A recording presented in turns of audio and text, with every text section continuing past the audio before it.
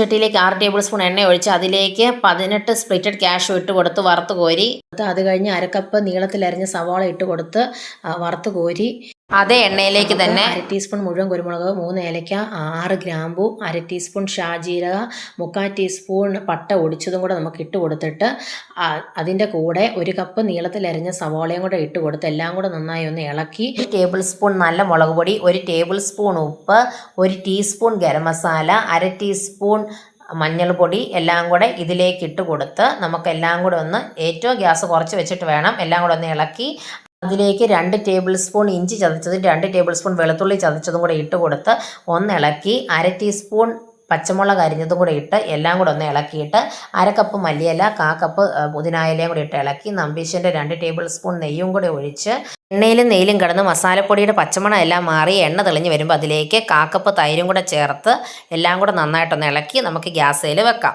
ഇതിലേക്ക് 1/2 kilo മട്ടൻ്റെ flush തന്നെ ഒരു കുക്കറിലിട്ട് ഒരു വിസിൽ വന്ന് കുറച്ച് 10 മിനിറ്റ് കഴിയുമ്പോൾ നമുക്ക് നിർത്തി വെക്കാം. ആറി കഴിയുമ്പോൾ അതിൻ്റെ ഫ്ലഷ് കൈകൊണ്ട് പിഴിഞ്ഞൊരു പാത്രത്തിലിട്ട് കൈകൊണ്ട് ഞെരടി ഇതിലേക്ക് ഇട്ട് കൊടുക്കാം. ഇനി ഈ ഫ്ലഷും മസാലയും എല്ലാം കൂടെ നന്നായിട്ടൊന്ന് ഇളക്കി അതവിടെ കിടന്ന് മിക്സ് ആവട്ടെ. ഇതിലേക്ക് 1 tablespoon barley, 1 tablespoon chana dal, 1 tablespoon urad dal, 1 tablespoon moong dal, 1 tablespoon basmati rice, tablespoon masoor dal, 2 tablespoon broken wheat.